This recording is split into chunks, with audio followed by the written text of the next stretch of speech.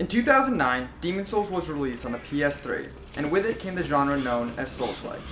But for me personally, back in 2017, the game that was deemed difficult or impossible was the farthest thing that I considered fun.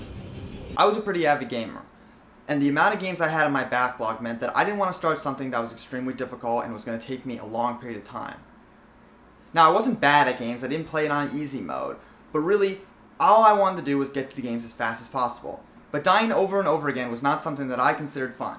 So when Team Ninja brought their take on the Souls-like genre to Sengoku era Japan, and I heard there were going to be a ton of yokai and folklore in it, I was definitely interested. Until I played the demo that was released.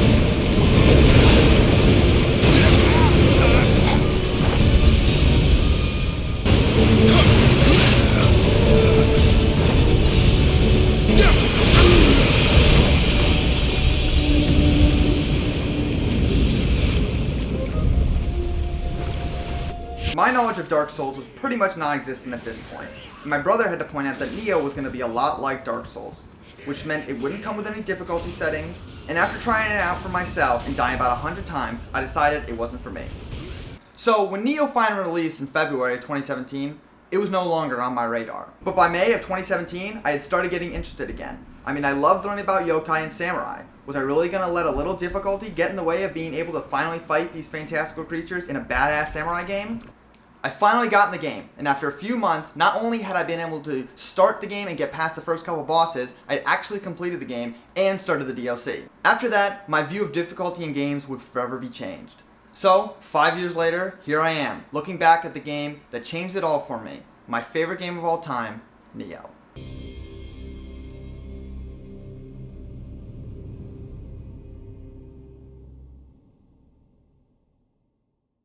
I'm gonna be honest. Nioh's story is definitely its weakest aspect. We follow Irish sailor William Adams, who is on a mission to retrieve a mystical golden stone known as Amrita for England to win power over Spain. As the game starts, he is imprisoned and must break out of the Tower of London. There, we meet main antagonist Edward Kelly, who steals William's guardian spirit and runs off to Japan to try and steal all the Amrita for himself. William then goes to Japan himself and finds it's infested with yokai. With the help of Japanese historical figures, William must go all over Japan, ridding it of yokai and stopping Kelly, who seems fit to possess almost everyone you meet.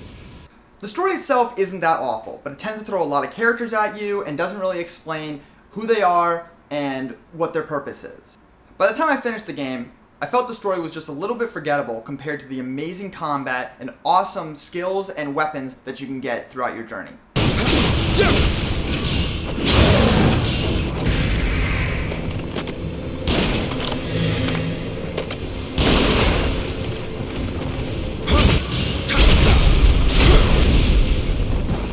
That being said, it is worth the journey. I just felt it was a little underwhelming compared to the amazing gameplay and deep combat system.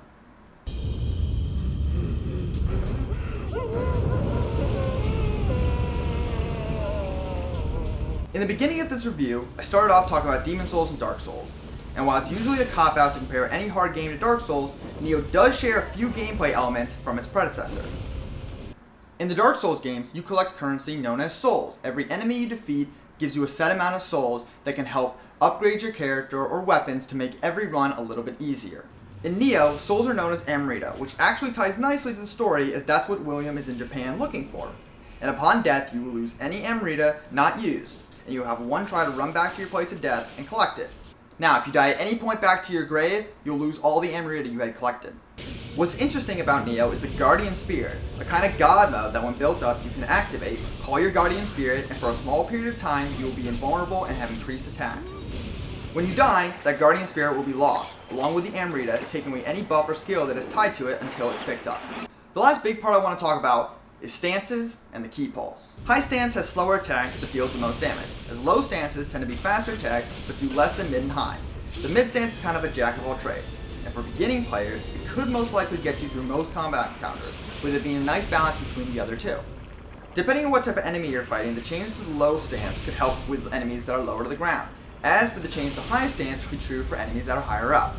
But the most important part of combat is managing your ki. Ki acts as stamina. Everything from running to attacking uses ki. And if you press the R1 button just at the right moment of regeneration, you'll perform a ki pulse. This will automatically refill lost ki and can cleanse any yokai realms, which are areas that enemies drop to slow your ki recovery.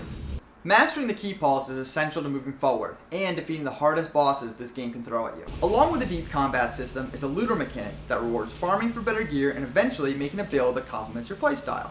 Every piece of armor and weapons that you pick up has a randomized set of skills and buffs that encourage replaying and searching every inch of the map to get the best piece of gear to help moving forward, as your gear level is much more important than your actual character level.